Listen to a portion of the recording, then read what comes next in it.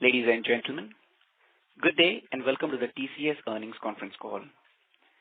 As a reminder, all participant lines will be in the listen-only mode, and there will be an opportunity for you to ask questions after the presentation concludes. Should you need assistance during the conference call, please signal an operator by pressing star, then 0 on your touchtone phone. Please note that this conference is being recorded. I now hand the conference over to Mr. Kedar Shirali, Global Head, Investor Relations at TCS. Thank you, and over to you, sir. Thank you, Stephen. Good evening and welcome, everyone. Thank you for joining us today to discuss TCS's financial results for the second quarter of fiscal year 2022 that ended September 30th, 2021. This call is being webcast through our website, and an archive, including the transcript, will be available on the site for the duration of this quarter. The financial statements, quarterly fact sheet, and press releases are also available on our website. Our leadership team is present on this call to discuss our results. We have with us today Mr. Rajesh Gopinathan, Chief Executive Officer and Managing Director. Good evening, everyone. Mr. N.G. Subramaniam, Chief Operating Officer. Good evening, everyone. Mr. Samir Seksaria, Chief Financial Officer. Hello all. And Mr. Milind Lakkad, Chief Human Resources Officer. Hi, everyone. Rajesh and Samir will give a brief overview of the company's performance, followed by a Q&A session. As you are aware, we don't provide specific revenue or earnings guidance, and anything said on this call which reflects our outlook for the future or which could be construed as a forward-looking statement must be reviewed in conjunction with the risks that the company faces.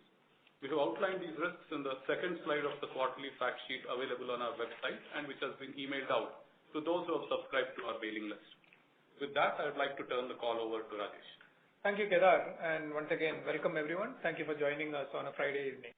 We are very pleased with the all-round strong performance this quarter. On the revenue side, all our industry verticals grew in the mid-teens or more. Overall, we grew 15.5% in year-on-year on constant currency terms and 16.8% in reported dollar terms as well as on reported rupee terms.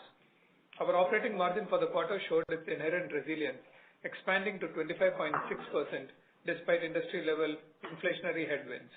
Net margins in Q2 came in at 20.5%.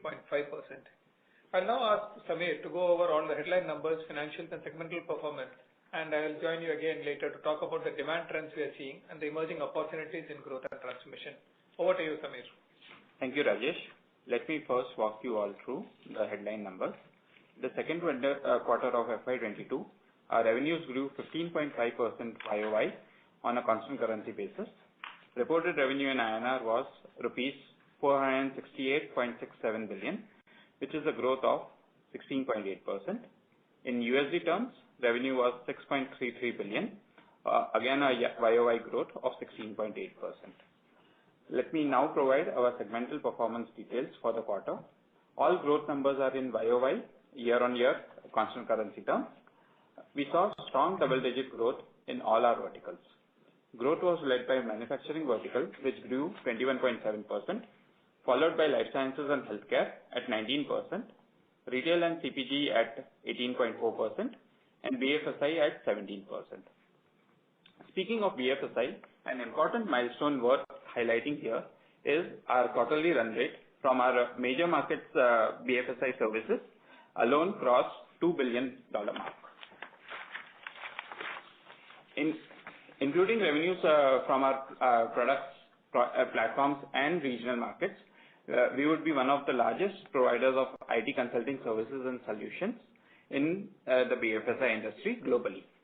We also saw good acceleration in communication and media, which grew 15.6%, and in technology and services, which grew 14.8%. In geography terms, we had good growth across all our markets. Growth was led by North America at 17.4%, UK grew 15.6%, and continental Europe grew 13.5%. Among regional markets, growth was led by India at 20.1%, followed by Latin America 15.2%, Middle East and Africa at 13.8%, and Asia Pacific at 7.6%. Our portfolio of products and platforms performed well in Q2. Ignio, our cognitive automation software, signed up 22 new customers and 8 go-lives. Digitate has continued to build out a strong ecosystem in terms of technology partners as well as channel partners.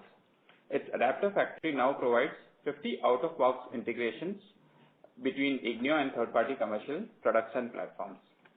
Digitech Academy has trained 9,761 professionals till date and certified 3,106 professionals on ignio. Ignio success stories continue to come in. Here is one example. One of the largest Midwestern consumer banks of US went live this quarter with ignio AI Ops and has experienced reduced MTTR, mean time to restore, by 90%, which significantly improves their operational resilience and reduces downtime of critical applications and avoiding the critical business SLA misses. TCS BaNCS, our flagship product suite for financial services domain, has 5 new wins and 3 go lives in Q2. One of India's leading private insurance players has successfully rolled out TCS BaNCS for insurance across India for servicing, renewal, and claims processing of its health insurance policies. 1.9 million policies spanning more than 30 products in health and personal accident were migrated in this program. Quartz blockchain platform has 2 new wins and 1 go live in Q2. We also won our first customer in pharma industry.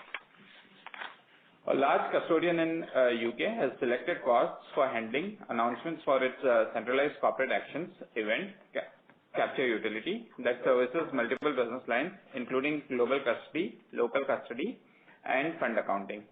TCS Corporate Action as a Service solution will provide the security, compliance, and high availability that financial services companies require, combined with the flexibility and agility of the cloud. TCS HOPS suite of products for communication service providers has 4 new wins and 6 go lives in Q2. The HOPS product cloud was also leveraged by one of the largest telecom service providers in India to launch a first-of-its-kind converged solution to deliver mass personalization by bundling 2 or more services. TwinX, our AI-based digital twin solution, has had 4 wins and 6 go-lives. TCS iON continues to be the largest assessment provider in the country, and we have now expanded our work in education transformation through our engagements in states of Odisha, Kerala, and Telangana. Lastly, TCS Mastercraft, a suite of intelligent automation products for enterprise application development, modernization, and delivery, has 22 new wins in Q2. Jile, our enterprise agile planning and delivery platform, saw 3 new wins. Moving on to client metrics, we track these closely because they are proof points that our customer-centric strategy of continually expanding and deepening our engagements is working. In Q2, we had robust additions in every revenue bucket compared to a year ago period. We added 5 more clients in 100 million plus band, bringing the total to 54. We added 17 more clients in 50 million plus band, bringing the total to 114. 19 clients in 20 million plus band, bringing the total to 247. 31 clients in 10 million plus band, taking the total to 417. 44 in 5 million plus band, with a total of 609. And lastly, 62 more clients in 1 million plus band, taking the total to 1138. Let me now go over the financials. Supply side shortages and increased employee churn have led to higher backfilling expenses and greater use of subcontractors across the industry. Additionally, currency was not favorable this quarter. While the US dollar appreciated, all other currencies depreciated against the rupee, creating a margin headwind. Despite these headwinds, through disciplined execution, we were able to expand our operating margin by 10 basis points to 25.6. Net income margin was at 20.5%, and our EPS grew 15.8% year over year. ETR, our effective tax rate for the quarter, was 25.6%. Our accounts receivable was at 67 days sales outstanding in dollar terms, up 2 days compared to Q1. Net cash from operations was at 99.45 billion rupees, which is a cash conversion of 103% of net income. Free cash flow was 92.29 billion rupees. Invested funds for September 30 stood at 605.48 billion rupees. The board has recommended an interim dividend of rupees 7 per share. On the people front, we had net additions of 19,690 in Q2, bringing the total headcount to 5,28,748. It continues to be a very diverse workforce with 157 nationalities represented, with women making up 36.2% of the base. We continue to invest in our employees to help them gain the skill and capabilities needed to realize their potential. Our digital learning platform saw TCSs log over 14.3 million learning hours in Q2. Over 417,000 employees were now trained on multiple new technologies, and we now have 26,000 contextual masters in the company. LTM attrition in IT services was at 11.9%. While this is still the lowest in the industry, it is a big increase from the unusually low attrition we had over the last year due to pandemic, and reflects the industry-wide churn. We had the foresight to continue hiring in large numbers throughout the second half of the last year and the first half of this year. In this fiscal, we have already onboarded 43,000 fresh engineers, all trained on latest technologies, while also ramping up our organic talent development initiatives and our employee engagement outreach. This helped us create a solid pipeline of talent while containing attrition. This has helped us overcome the supply side challenges seen across the industry and continue to meet all our delivery commitments. Over 95% of our associates have received at least one dose of the vaccine, and over 70% have been fully vaccinated. We plan to bring back our workforce to the workplace gradually by the end of the year. Over to Rajesh now for demand drivers and trends. Thank you, Samir.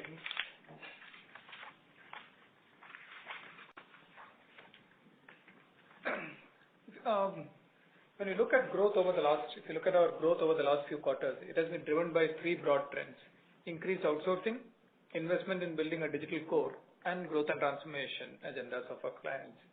Our strong growth in Q2 was once again driven by all three drivers. Let me now talk a little about each of these. Operations optimization has been an ongoing theme with many of our customers, and I've mentioned earlier, customers are looking to free up resources, both human and financial, to support the transformation programs. This is resulting in higher levels of outsourcing activity in IT operations as well as in business operations, and it's gaining further urgency because of the scarcity of talent and the speed at which the demand is being driven. We continue to dominate this space by taking a differentiated approach that leverages our innovative machine-first delivery model, or MFDM. By embedding intelligent automation deep within the enterprise, we are able to help customers unlock tremendous value that traditional models based on labor arbitrage alone find very difficult to match. The heart of our machine-first approach is TCS Cognix, an AI-driven human-machine collaboration suite that consists of a large library of pre-built solutions addressing the entire breadth of IT and business operations across multiple industries. Using this, we are able to very quickly transform operations, embedding AI, machine learning, and machine vision and conversational systems across the enterprise, and take the customer to an end-state operating model that is leaner, more agile, and reduces turnaround time for key processes to deliver superior customer experience. In the last 12 months since we launched Cognix, we have won multiple engagements using this suite. In Q2, we had 6 large deals that use Cognix to transform the customer's operating model. In addition to this, we continue to gain market share, benefiting from a flight to quality that we've seen over the last 18 months, as well as in structured vendor consolidation exercises. Coming to cloud transformation and cloud adoption, possibilities for business transformation that the hyperscaler stack opens up continue to be very big drivers of growth. These multi-horizon cloud transformation journeys typically begin with cloud migration, including application modernization and data estate modernization. Once again, this quarter we have had large number of deal wins around such Horizon 1 initiatives, some of which we have listed in our press release. As part of the modernization, we also saw instances of customers shifting their ERP and other enterprise applications from on-premise model to SaaS and hosted versions. Areas of focus include e-commerce and customer experience, supply chain and human capital, and leveraging SAP S/4HANA or Salesforce Cloud or Oracle Cloud Suite along with other leading SaaS applications. As an example, a US-based medical technologies multinational where we are implementing an SAP S/4HANA solution to help them realize their vision of consolidating onto one global ERP platform to harmonize their business processes and support new business model opportunities. Some of them are also progressing to Horizon 2, using native capabilities of the cloud to transform their core activities, driving superior business outcomes and also paving the way for innovative business models. For example, for a large reinsurer in Europe, they have engaged us to design and develop their next generation credit and surety insurance underwriting platform on the cloud. The new platform will leverage cloud native capabilities to help our client transform their underwriting process using larger and richer data sets, deep analytics and automation to significantly enhance the underwriting quality, speed and throughput. This will enable them to take on more business and offer a broader range of products and provide a superior customer experience. But more importantly, the platform is also being architected so that it can be monetized in the future by opening it up to other smaller insurers or reinsurers and giving them access to new attractive risk pools through the large ecosystem of banks and other lenders anchored by our client. This is the kind of Horizon 3 opportunities that we are most excited about, where individual anchor clients will start re-energizing ecosystems to come together around these cloud-based solutions to seamlessly reach multiple customers. Coming to the second broad theme of industry transformation, we have been highlighting how TCS has been playing an impactful role in helping individual enterprises realize their growth aspirations through technology-enabled business transformation and business model innovations. The impact is many-fold higher when the customer happens to be an ecosystem owner or a market infrastructure whose transformation can reshape an entire market altogether. Let me share a couple of examples.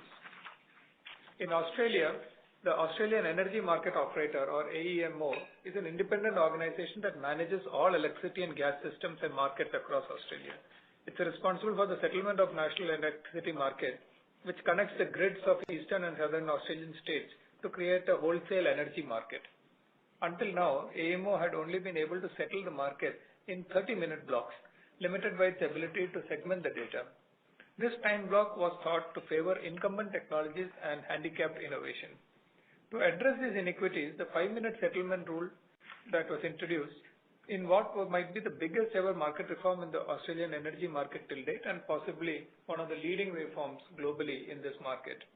The 5-minute settlement rule will shift the current 30-minute wholesale electricity spot market settlement period to 5 minutes or less, providing a better price signal for investment in faster response technologies such as batteries and gas peaking generators. It will also enable more efficient bidding, operational decisions and investments aligned to dispatch and financial settlement periods. TCS was chosen as a technology partner for this change on the basis of the solution we proposed, and the cloud-based settlement platform we designed and developed successfully went live on October 1st. Similarly, in the financial services industry, as you know, we are the largest independent software provider to the market infrastructure institutions with our proven suite of TCS Banks for market infrastructure and custody solutions powering the operations of over 50 market-critical institutions across 66 countries. With its unique ability to support multiple markets, currencies and asset classes on the same platform, and its support for a wide range of messaging standards that enable real-time interfaces with market participants and external ecosystems, it has been a key catalyst in driving transformation in many markets worldwide. But coming closer home to India, some of you would have followed our recent announcement of the work that we are doing with Multi-Commodity Exchange of India, which has selected TCS as its technology partner for its growth and transformation. As part of Project Udaan, TCS will help MCX build a new technology core, transforming its trading as well as post-trade functions to support its future growth and further strengthen its leadership position in the commodity derivatives market in India. The interesting aspect of this is how we have partnered with another customer of ours, Deutsche Börse, where we are using solution components from them tightly integrated with settlement components from banks to create a world-class solution for MCX in India. This kind of ecosystem-based opportunities where multiple technology solutions come together from different players in the industry will be the path of the future.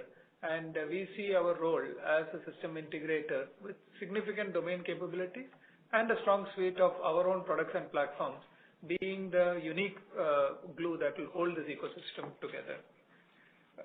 Another example is our newly launched Quartz for Markets, which helps market infrastructure institutions such as exchanges, depositories, and central banks, payment infrastructures, etc., evolve with the times and launch next-generation services around tokenized securities to drive the future growth. 4 market infrastructure institutions have already signed up for this, including 3 in India, and deployment is currently underway. Another area that we have spoken about in the past and we are very excited about is this field of engineering services. Product innovation is central to our customers' growth and transformation strategies. Building newer products or newer features or capabilities in existing products that allow them to sell more to existing market segments or address new segments altogether. We have spoken multiple times about covertization as a common theme, but we have also seen that traditionally been strong players in this space, helping product companies expand their innovation velocity and capability by using our engineering design, R&D, and industrialization services. The emergence of digital technologies, particularly IoT, big data analytics, and cloud, has significantly expanded the addressable market for us as more and more product manufacturers make the products intelligent with sensors and embrace an as-a-service model, building service layers around the product to enable lifelong engagement with the customer and to drive new revenue streams. Our engineering services practice has seen steady growth over the last 5 years, straddling the product innovation opportunity end to end, helping customers develop an idea into a prototype and a product, and then take the concept product all the way to production. With connected technologies like IoT, TCS also helps track product usage performance at the customer end, closing the loop, as it were. Very importantly, we are a major player in the ongoing CASE ecosystem that is created the connected, autonomous, shared electric transformation of the automotive sector, working with almost all the major auto OEMs, startups, and tier 1 suppliers in their product innovation lifecycle. TCS teams are working with leading tier 1s and OEMs in building these new age solutions such as autonomous AI-based algorithms, electric vehicle battery management software, some of which we have spoken about last time, and cloud-based connected car applications. One particular engagement which I think best exemplifies the breadth and depth of TCS automotive design capability is something that we are doing with a European headquartered global auto OEM. TCS has been the strategic partner for developing a new range of car models catering to the emerging markets. These markets, as you can appreciate, are characterized by price-sensitive consumers, so the product design and engineering has to adapt accordingly. We are doing the complete strategy, product design and engineering, homologation, and helping build a high level of localization of the parts in each market, all designed to very stringent cost targets. There's another example of how TCS is going beyond its traditional remit, where we are actually working with the customer to build out that supply ecosystem and working with their suppliers to actually go into an iterative design mode to get to the price targets that the end product that this customer seeks to launch in a market 2 to 3 years ahead. So that kind of ability to see that and to link that back into a tight value engineering loop and to leverage technology and the ability to engage with the domain knowledge with the entire ecosystem is something that we believe is quite unique to TCS in the spread of services that we have systematically been investing and building out on. The customer appreciated our ability to bring together this end-to-end capabilities that is needed to help it, and this deep product design and innovation expertise, value engineering, etc. The work that started for Asian markets has now been expanded to cover Latin American markets also, and has been deeply appreciated by the customer, who has awarded us their best supplier award among the other areas of appreciation that they have given to us. Moving on to another space which is gaining a lot of traction in recent times is the emergence of the B2B commerce opportunity and also the direct-to-consumer commerce opportunity. Coming to the direct-to-consumer, CPG companies in particular have been investing in this direct-to-consumer initiatives to gain direct access to end consumers and to deepen insight-driven consumer engagement without encumbering the intermediary channels.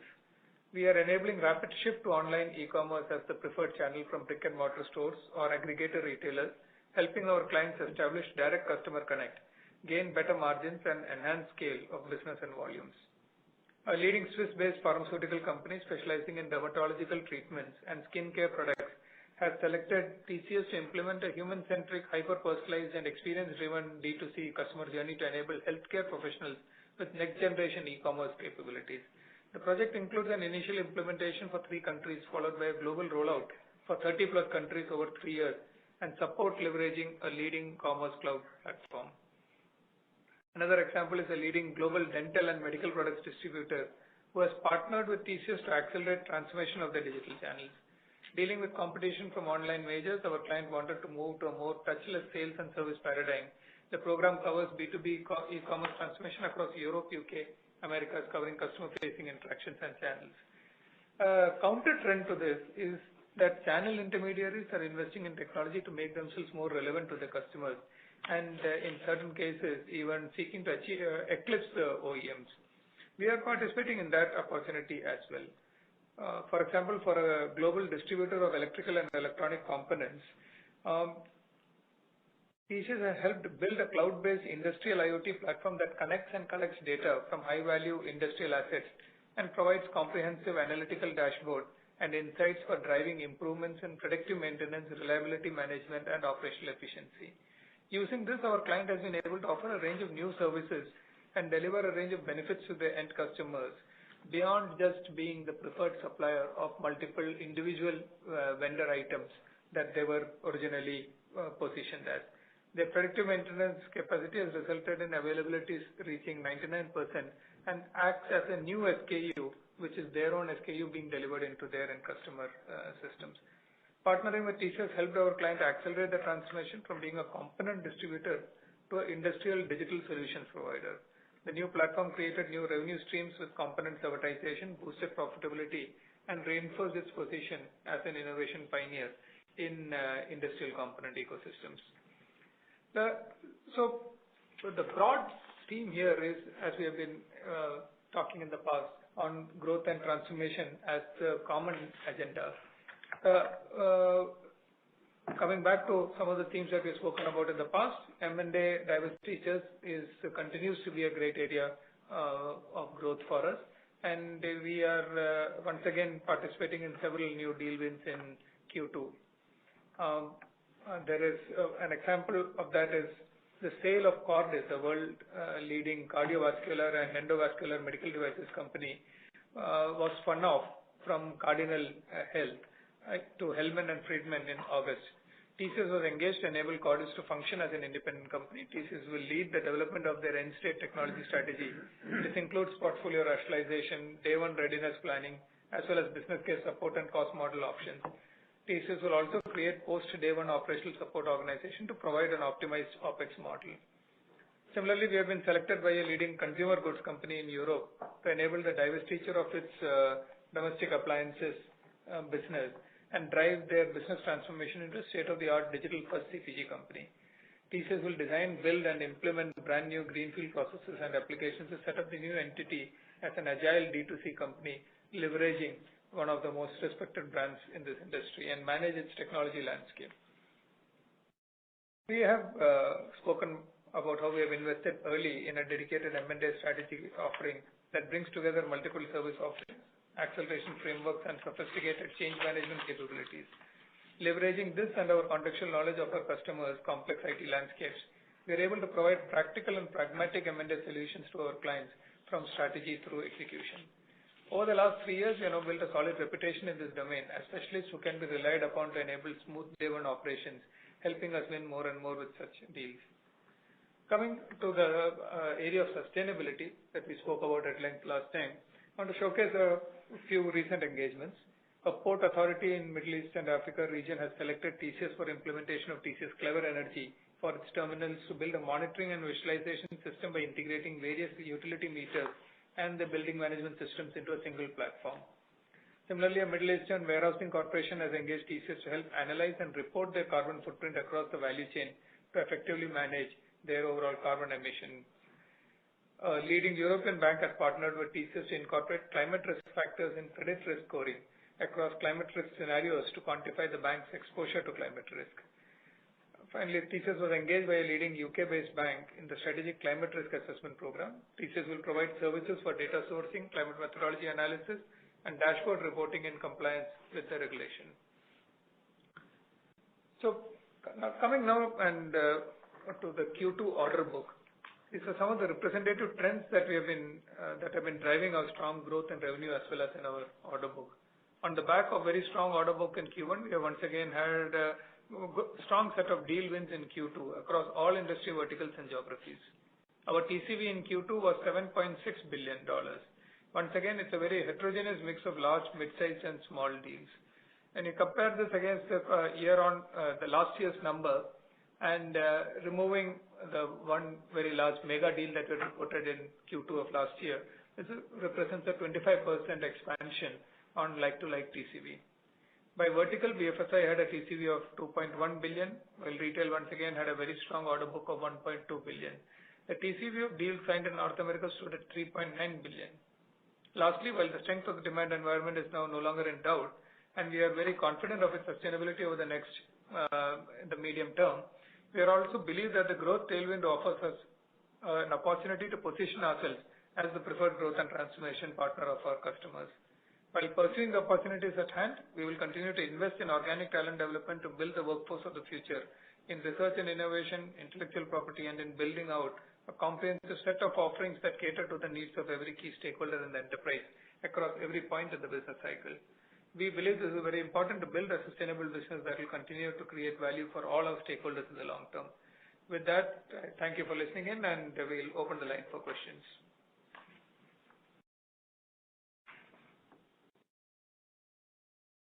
Operator, you can now open the line for questions.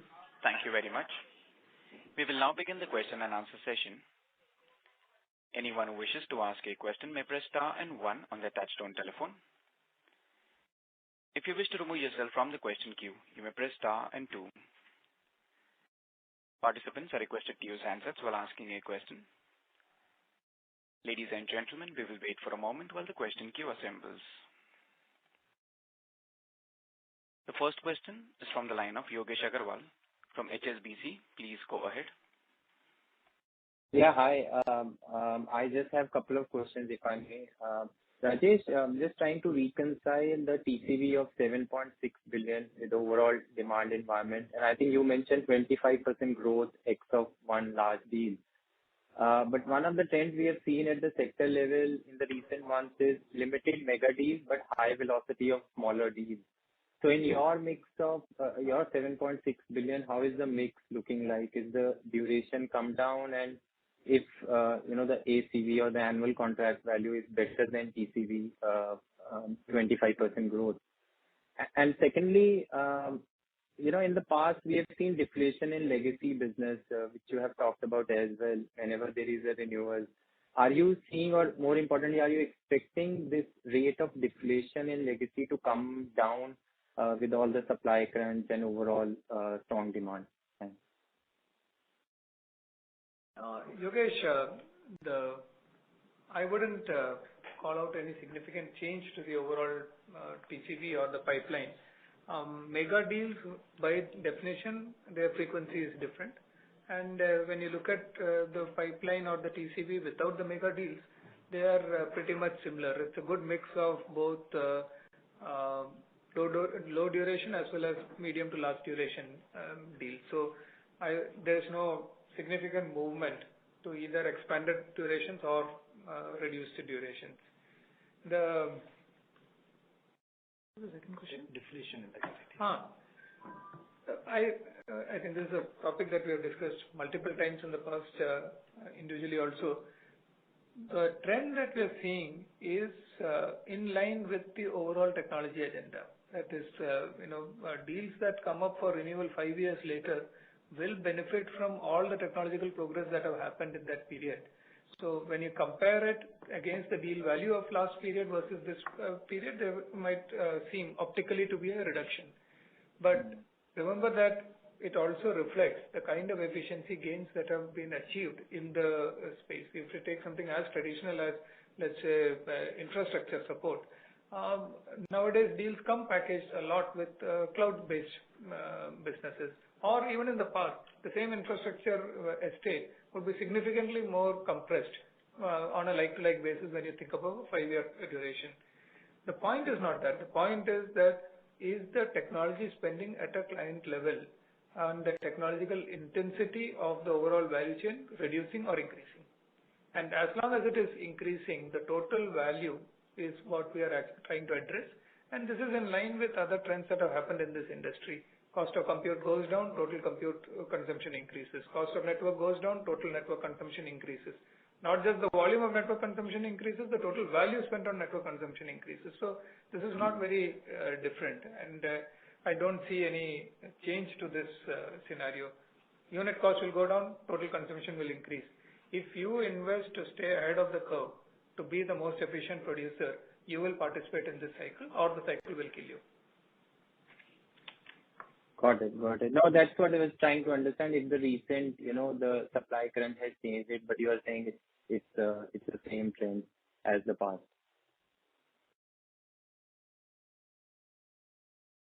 Yeah, Yogesh, nothing more to add. Yeah, thank you. Thank you. The next question is from the line of Sandeep Agarwal from Edelweiss. Please go ahead.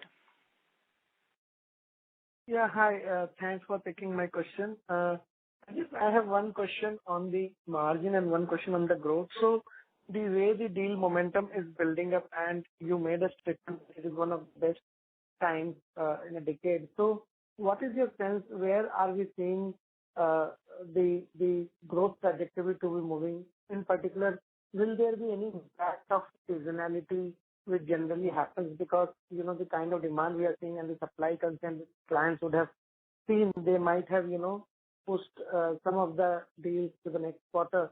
So do you think that there was some kind of challenge in execution also because of the high attrition and manpower issue? That is number one. And number two will be on the margin front. Will it be fair to call that, the peak of the pain in terms of, financial intervention to retain employees is behind us and we can see a substantial improvement going forward on the margin front?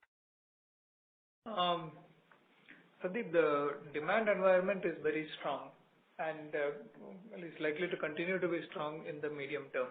However, the seasonality of demand and seasonality of operations, it will be an overlay on top of it. Now, how much will that impact be? That we will get to know only closer to the end of the year. But I don't think the seasonality will go away, but the underlying demand trend will provide a significant positive support to it. And the important thing is that when we spoke about this, the nature of this demand environment, the period of time for which we think that this demand environment is likely to remain strong is quite high. And that is where this has changed in terms of the visibility of the demand environment, which you called out in the past also. So we are investing into that kind of a spectrum, which is why our significant focus over the last many quarters also on very high campus hiring, because we want to make sure that we have the right talent. While we continue to invest into our existing talent, we want to enhance that with fresh campus hiring. And we are doing that at unprecedented scale, which is betting on the sustainability of the demand environment. Short-term volatility to cost basis coming from the attrition levels that you're seeing should be expected to play out.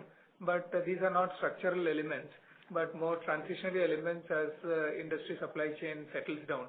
And it's triggered by the fact that many players in the industry did not invest early on into creating that supply chain, but that will rationalize over the next few quarters. And our agenda is slightly longer, and we continue to invest into that demand visibility.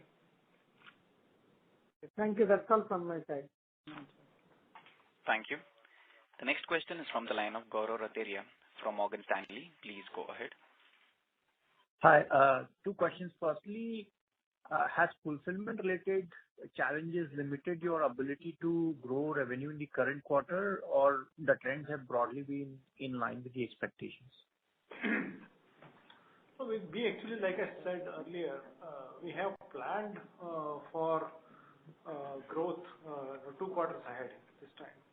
And that's why we brought in 43,000 campus hires in the first half of the year. And then we continue to hire from the market, at a very high velocity and high volumes in the last 2 quarters also. So the impact of, supply basically on the growth is definitely not there till now, but we'll continue to basically, get in more and more and plan better and better, invest more and more so that we don't, cause lack of growth because of supply. Okay. Secondly, typically in 2Q, we see an operating leverage playing out on the margins, and probably there were supply-related issues, and margins have been resilient on a sequential basis. But I'm just trying to understand the split between the investments made and potential headwinds from the supply side challenges, and how long these investments will continue, after which the large operating leverage will be visible in the margins. Thank you. I think the operating leverage is visible in the expansion and margin that you've seen. The extent of it might not be as much, given our increased dependence on subcontractors, partially caused by the still restrictions on travel and mobility of talent. So as some of those restrictions ease, we should be able to, rationalize the employee pool further. But it is not, again, as I said, it's not structurally any different than what we have seen in the past. Coming to the investment side, our investment agenda will continue at pace. We have always spoken about the fact that it is our investment agenda that gives us the industry-leading margins. And it is our intent to continue with that agenda across even a wider cross-section of spaces that we are interested in. And you see that playing out in all aspects of our business, whether it be production platforms or new services or new markets that we are investing into. Got it. Thank you. Thank you. The next question is from the line of Apurva Prasad from Elara Capital. Please go ahead. Yes, thanks for taking my question, and Rajesh, good to hear your confidence on sustainability of demand. So a couple of ones. So on while I understand that mega deals have got long cycles, do you think there's any change in the frequency of mega deals? And more so, can you highlight from a pipeline perspective composition? Does it look similar to recent wins, or do you think that can change? And I'm getting to this with the assumption that there are more GNT deals in the mix and more deals with ecosystem partners. So is that increasing the complexity and reducing the frequency of mega deals?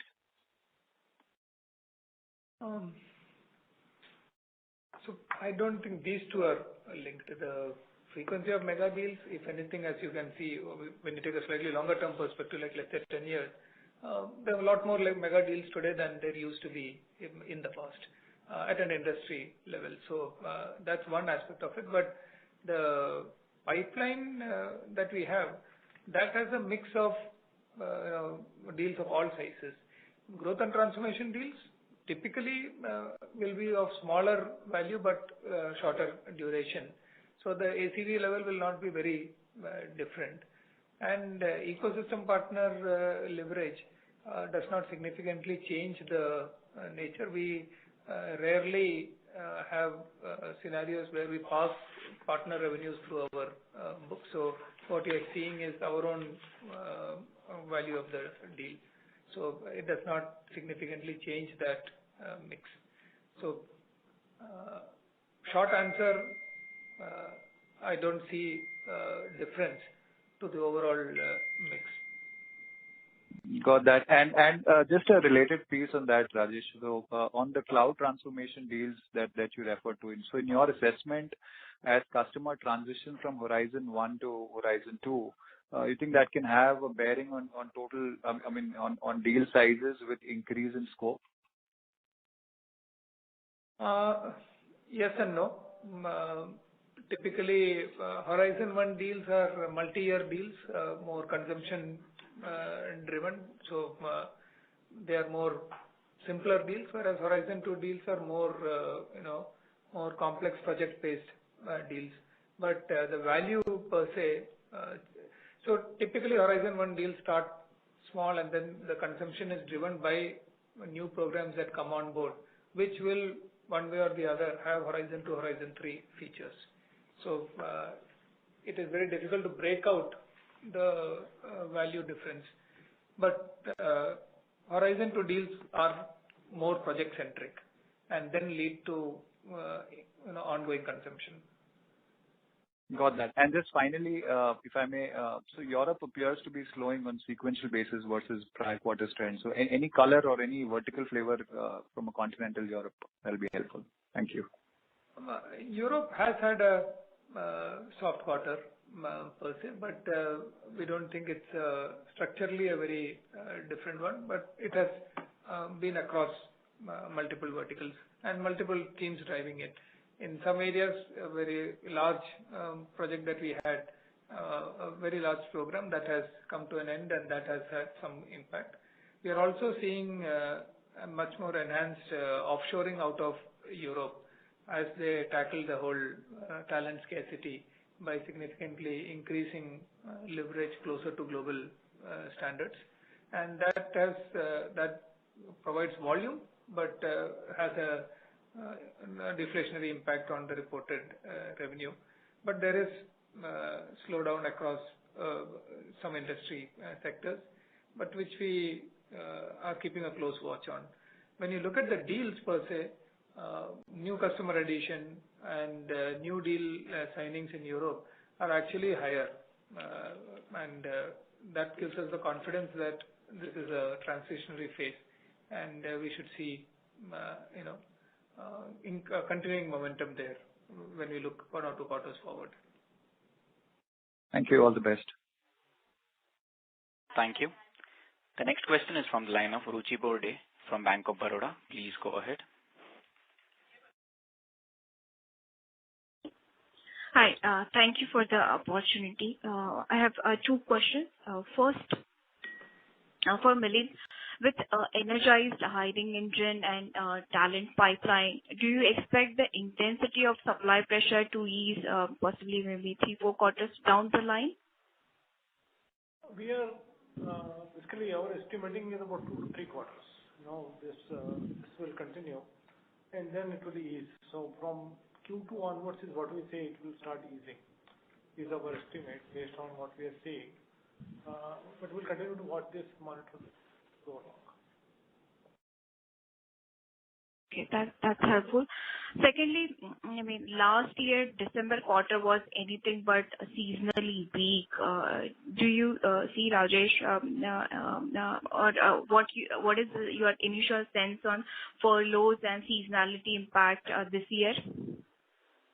You see, last year Q3 was when we actually got back to revenue parity. So on a sequential basis, it had a very, benign comparatives. We are currently coming off 4 quarters of straight, growth. So the seasonality, we'll have to wait and see how it plays out. Got it. Thank you. All the best. Thank you. The next question is from the line of Sudheer Guntupalli from ICICI Securities. Please go ahead. Yeah. Good evening, gentlemen. Thanks for giving me the opportunity. Rajesh, congratulations on your reappointment, sir. My first question, while we do understand that year-on-year growth rate still looks strong, there is still a base discussion given that September 20 itself is below what a normal trend line would have been in the absence of COVID. But if I look at it on a QOQ basis, overall constant currency growth of around 3.6% and growth ex of India at 3.1% looks tepid, especially in the context that September is seasonally a strong quarter. So Rajesh, are we seeing a situation where as the base correction is happening, growth rates are reverting to pre-COVID trend lines? The constant currency growth rate this quarter sequentially will be 4%, so which is fairly strong even from a sequential basis. So the growth trends and the growth visibility that we are talking about, or the sustainability of the growth visibility that we are talking about, is fairly extended given the nature of work that is demanding it, that is driving it. So I spoke earlier about the cloud transformation kind of programs, the various platform-driven programs. So the nature of demand is such that we think that the growth visibility into the medium term continues to be very strong. And second question to Milind. Given the buoyancy in job market, we are actually seeing companies hiring at exorbitant salary hikes. Of course, TCS still seems to be disciplined on that front. But when you look at the industry trend, the higher salaries kind of distort the internal employee parity and may remain structurally elevated for several years to come. However, demand can be more cyclical. So how do you read the situation, and what are your thoughts on the structural impact of this on the long-term margin prospects of the industry? So I think a couple of points here. One is, yes, when we backfill attrition, yes, there is a marginal increase in the cost we see, and which is not for this quarter. It has been like this for a reasonably good period of time. The point is, internally, the way we manage talent is we do have strategic talent development programs where people go through that and significantly can accelerate their career paths, their compensation. So there are ways to increase and accelerate compensation internally also. So those two things kind of balance each other in a reasonably good way for us. Sure, sir. Thanks and all the best. Thank you. The next question is from the line of Sandeep Shah from Equirus Capital. Please go ahead. Yeah, thanks for the opportunity. Mr. Shah, we are unable to hear you. If you can take the phone off speaker, please. Yeah, can you hear me now? Yes, sir. Yeah, Rajesh, in one of your interview earlier, you indicated that the adoption of the Horizon 1 deal is faster by the clients versus the adoption of the Horizon 2. So just wanted to understand where are we in terms of the adoption journey by the client on the Horizon 1, and do you believe once it achieves a desired level of adoption, the growth can be slightly slower versus what we have seen in Horizon 1? And in television interview, you also said that the growth is getting consolidated versus earlier quarters. So is it that comment is for specific segment, or is it at the overall level as a whole? I'll answer the first part. I didn't fully understand the second, but first one, workload migration to the cloud on just on a pure migration perspective. Estimates vary, but it's somewhere in the range of 20 to 30%, while it might vary by industry to industry. So we are still at the early stages of this kind of adoption of the infrastructure as a service, which is the primary driver of Horizon 1 demand. And that still has quite a few legs to play out. So that's, I think, the second question I didn't understand. Yeah, just the follow-up to that, once this Horizon 1 phase is over and we enter the Horizon 2, do you believe the growth rate sustainability may be similar or slightly lower? And in your television interview today, you also made the comment that growth is getting consolidated versus high growth in the last few quarters. Is it specific to some segments or the markets, or is it overall? The Horizon 1, as it plays out, we have spoken about this in the past, if you think as an architectural shift that we are seeing. And that is the major point. In the past, we have seen that happen when we went from client server to web technologies, and later on as we went from web to mobile technologies. These are architectural shifts that have significant benefits. So Horizon 1 is the enabler towards that architectural shift. Once that migration is there, it unlocks a lot more possibilities and triggers new investment. So while the Horizon 1 base case volume might go down, but it will unlock significantly higher volumes on the Horizon 2, Horizon 3 spectrum. And that's the promise and the hope that this industry is always built on. On the consolidation of demand, I would have said it in certain context, or in terms of a sequential trend per se.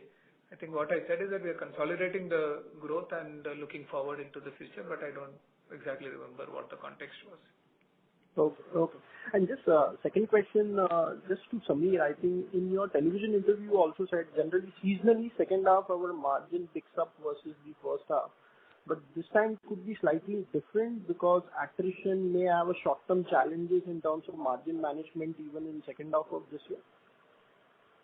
Yes. So the mention is about short-term volatility, and whenever there is short-term volatility, there would be tightness and pressure on margins. And the kind of supply side challenges which we have seen, we were able to maintain our, so in spite of those supply side challenges, we were able to sustain our margins in Q2, but we will have to watch it out for the next couple of quarters till the challenges continue. Okay. Okay. And Rajesh, whether clients are receptive about this in terms of compensating through pricing increase, or is it too early to call out? Or like looking at legacy portfolio being also higher for the industry, the overall pricing increase may not be a tailwind at a console level for the industry as a whole. We are seeing a full spectrum of response there. A lot of the consolidation-led engagements are predicated on a win-win, which includes, overall efficiency gains for the client, while we use technology levers to transform the operating estate that we spoke about in the early part of my commentary today. Newer areas are commanding pricing premium. Areas like what we spoke about, design thinking, developing new platforms, investing in Horizon 2, Horizon 3 kind of engagements. These are all coming at a premium. So there is both, efficiency-led business and innovation and transformation-led business, which comes at different price points. Net-net, it's a balancing kind of an environment. There is no significant move in either direction, but it stays at a portfolio level. It stays fairly stable. Okay. Thanks. Helpful and all the best. Thank you. The next question is from the line of Manik Taneja from JM Financial. Please go ahead. Hi, thank you for the opportunity. Rajesh, just wanted to get your thoughts around the fact that if you're seeing any new engagement models emerge beyond the typical on-site offshore model, as the clients as well as the industry at large tries to address the talent deficit as well as the significant need to accelerate or fulfill demand. I think the one that we are most excited about is the leverage of automation in a deeply embedded manner, which we call the machine first development model, MFDM. But this is a space that we think still has quite a lot of upside left in it, and we are systematically investing in how to embed it deeper into our service provision. So that's the biggest delivery model change. Otherwise, agile, which significantly changes the efficiency of consumption, is of course another transformative model. And the third model that has a lot of resonance is what we call as a product-centric operating model, which combines agile at its core and integrates technology a lot more closely with business transformation. So all of these are trends that are gaining momentum systematically. Thank you. All the best. Thank you. Ladies and gentlemen, that was the last question for today. I now hand the conference over to the management for the closing comments. Thank you. We had a strong broad-based growth across all our industry verticals and very strong deal wins yet again in Q2. Our client additions were very strong across all revenue buckets this quarter, an important measure of the depth of our customer relationships. Our margins continue to be industry leading and have shown immense resilience despite supply side challenges this quarter and currency headwinds. On the people front, by investing ahead of time in hiring the right talent across the world and onboarding a record number of fresh engineers, we have been able to overcome supply side challenges and stay on track with all our execution timelines. Our attrition went up this quarter but continues to be lowest in the industry. We are still watching this closely for the next few quarters. We have vaccinated 70% of our employees fully, and over 95% have received at least one dose. This sets us up well to start bringing them back to the workplace towards the end of the year. Thank you all for joining us on this call today. Enjoy the rest of your evening and do stay safe. Thank you. Thank you, members of the management. On behalf of TCS, that concludes this conference call. Thank you all for joining us, and you may now disconnect your lines.